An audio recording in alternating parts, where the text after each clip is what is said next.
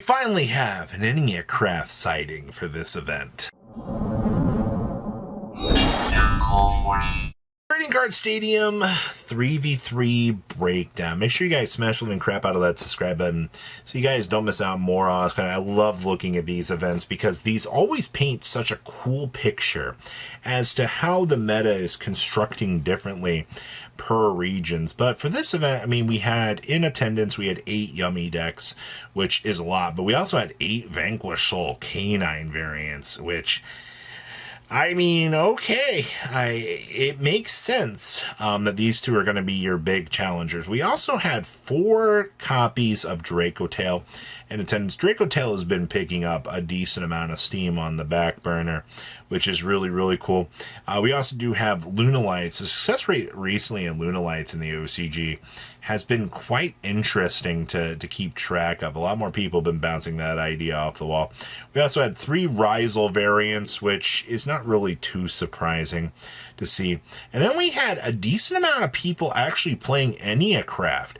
Enia Craft has been a pretty successful deck on the back end.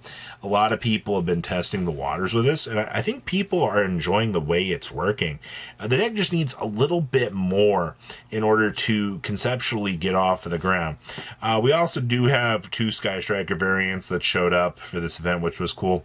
Other notable things for this event: we did have Hekah hands making the top teams, and we also did get a DDD sighting. DDD has been a pretty interesting challenger as well. We've seen that deck really getting an opportunity to do things, but now that the new deck build pack is here, you really got to see some changing around, or at least, you know, some sort of a big shift. But that's a pretty standard meta breakdown. You got a couple of other things over on the side, but those are all one-offs. Let's pass on over to deck list. Yummy surprise. This deck has just been a monster, man. I see we are on to Lollipop as per usual. We're also packing in triple Yummy surprise. This deck does not want any problems, and that's fine actually, because, you know, we're pretty used to seeing, you know, Yummy surprise being maximized and so forth. You also do see the OCG has just gutted Engage out of this deck, man.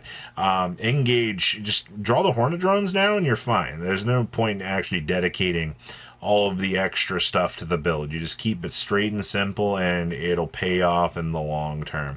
Our teammate here was actually playing Draco Tale. So yes, Draco Tale climbed its way out of the abyss and actually was one of the stronger options to be sitting here.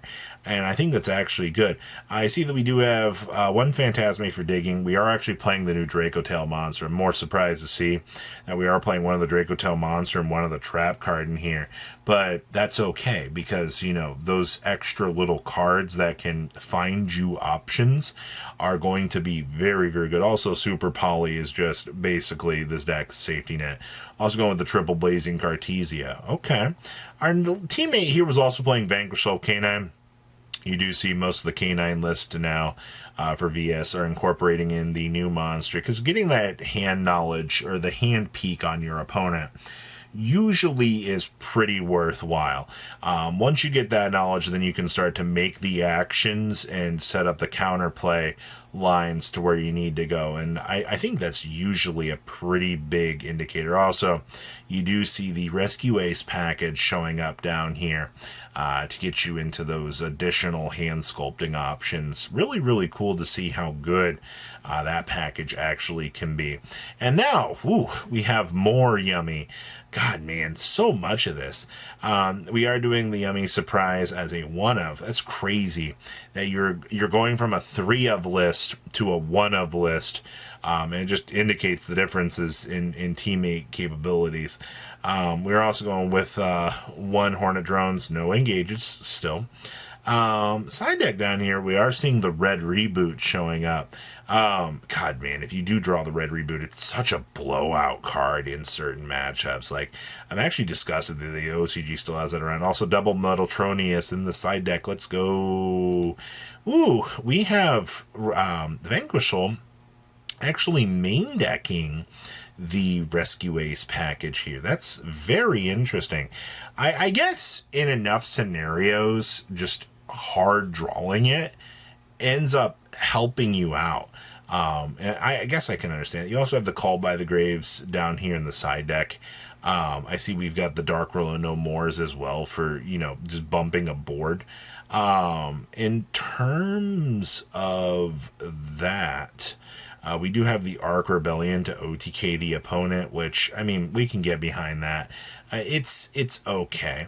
Our Enia craft sighting. This is really cool. So, yes, you are playing the new spells and all of that, but you're also relying on hand traps to help you out. You also do see that we are playing the Hekah Hands monster down here, which is really, really funny. In terms of craziness this deck can offer, you have an actual playable extra deck here, because I can't imagine that you wouldn't access this at certain points. Flu accessed theirs. It was a very interesting time when it happened, but it's okay. You also get to play Dominuses. More Vanquish Soul. I see we're going with one Joe Cool in here. We're not... Oh, no, we are playing the new K9 monster in here. We are also main decking the Shifter. Well, Shifter does come up in certain scenarios. Forcing the opponent's entire graveyard to go bye-bye is usually pretty good. We are also playing Nash Knight, or C101 and 107. I feel like that's pretty normal at this point. Dark Roll and No Mores for the board break, and of course Phantasme for that stupid annoying draw power that it gives you. Yeah, this looks pretty standard, I feel like. We have Hekah Hands with the Gaze of Timaeus package. So basically, we have also got Fiendsmith in here as well.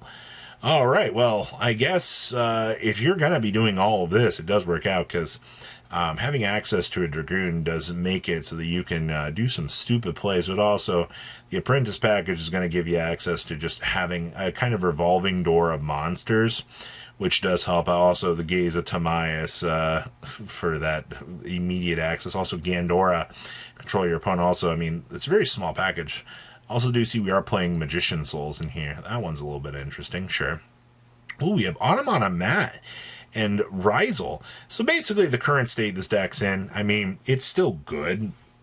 It's a lot weaker than it once was. You're kind of floundering a little bit more on your end board status, which isn't necessarily the worst. You just got to work a little bit more for it. You also do see we are going with triple droplet in here. You do need those board breaking cards. It's very unfortunate that you're left in the situation where you have to rely on those, but it does tend to make sense. Also, you do see all of the Mulch Army action. You gotta love it, man. All right, we have more Draco Tale. This build's playing Cap Shark. Yes! Finally. It's been so long since I've seen a build actually playing Cap Shark. I loved what Cap Shark was doing in some of the earlier builds. It's free draw power. That's the whole purpose of it. It's a monster that you can recur back with. You can also use it as kind of a revolving piece to see yourself getting some advantage, which I think is fine. Of course, we also have Beta, or Gamma, and Driver. So we too love the bricks. Honestly, though, it's kind of cool.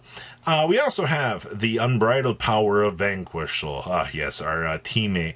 There's got to be at least one Vanquish Soul player on your team, right? Like, you got to rely on this deck to kind of bring you home the wins. And, of course, we are main decking a Shifter in this list. Shifter still is such a strong card. We're not playing the new K9 in here. I do think that the new K9 as a one-of is actually fine. You want to see it, and it ends up helping you out so very much, which is definitely a good advantage piece to be seeing, but it just proves how standardized this deck is. And our last list here is actually Mamalis. Yeah, we're actually playing the Heat Soul package in here as well. We do get to see the Dominuses actually helping us out. The Dommy Mommies are very, very strong at assisting. We're also playing the G-Golem in here. That one's kind of interesting. I don't know why you'd want to play the G-Golem. Also, the fact that OCG still has Link 1 for this does tend to help out a lot of their inboard setups. But that is the breakdown that I have for you for this event. Definitely some interesting results, to say the least. So please, comment down below, tell me what you guys think. I'll see your beautiful faces back here in a day, guys. Patrons, thank you.